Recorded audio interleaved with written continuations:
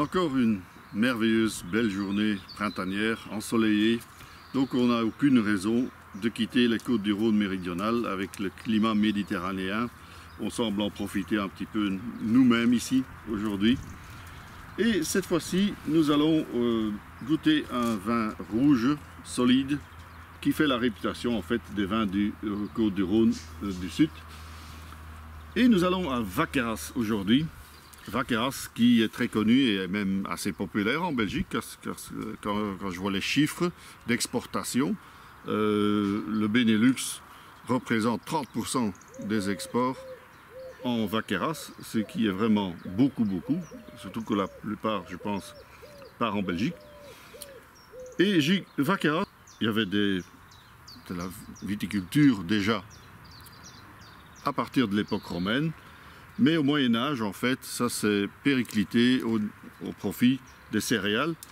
Et ce n'est qu'à partir du XVIe siècle que la viticulture a repris son essor pour connaître la grande crise, comme partout, la crise du phylloxéra, fin XIXe siècle. Mais début XXe siècle, tout a repris.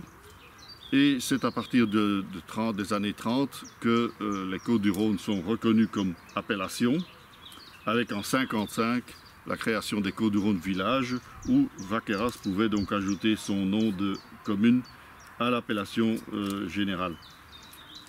En 2001, finalement, Vaqueras a été érigé au rang de cru, comme Châteauneuf-du-Pape, comme Gigondas. Donc aujourd'hui, vraiment la réglementation est stricte et on obtient en général des beaux vins très solides.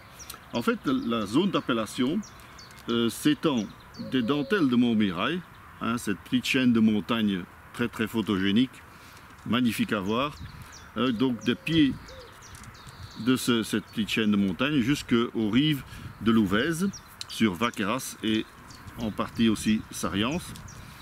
Et ce sont donc des jolis coteaux et des plateaux où les cépages traditionnels des côtes du Rhône trouvent vraiment un terroir d'exception, des sols argileux, sablonneux, avec aussi en partie des galets roulés qu'on trouve encore beaucoup plus en Châteauneuf-du-Pape. Et nous allons à Vaqueras chez un domaine assez jeune, domaine de la Ganse, créé en 2008. En fait 2008 c'était le premier millésime de Coralie Onde, donc une vigneronne très sympathique et dynamique, qui a démarré avec en partie des vignobles hérités de ses parents, mais aussi des vignes achetées. Ça reste à l'échelle humaine, 9 hectares au total, avec surtout du grenache, pas mal de syrah aussi, et un petit peu de cinsault et mourvèdre, donc très typique de l'appellation. Coralie a toujours été très sensible à l'approche naturelle dans les vignes. Tout commence dans le vignoble, c'est un adage, mais c'est vrai, c'est toujours vrai. Donc elle fait de l'effeuillage, elle fait de l'ébourgeonnage afin de récolter vraiment des raisins en parfait état sanitaire et en parfaite maturité. Et c'est déjà dans le vignoble, pendant les vendages, qu'elle décide quels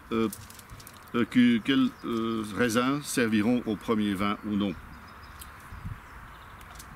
La vinification traditionnelle, mais avec une petite macération pelliculaire à froid. 24 mois de vinification à température contrôlée, puis un an en cuve béton. Pas de bois ici pour ce vin. On voit déjà la belle robe cerise foncée. C'est un 2007, donc le côté très pourpre a déjà un petit peu évolué. Et on est vraiment typique. On a la garrigue, on a les épices. Un peu de cassis aussi, très expressif.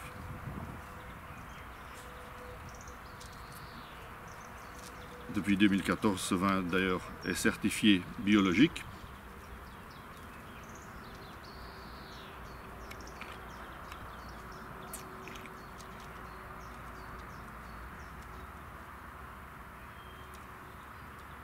Et ce qui me frappe énormément en bouche, ce vin avec 14,5 d'alcool, n'a vraiment pas, donne pas l'impression de lourdeur, d'être alcooleux. Non, au contraire, ça reste très frais. On retrouve le côté épicé, la garrigue, et aussi des fruits noirs comme la mûre. Encore des tanins bien présents, c'est logique pour un vin relativement jeune, mais mûr. Très belle longueur, ça sera parfait sur une belle viande rouge, une belle entrecôte ce midi. À ta santé, Coralie.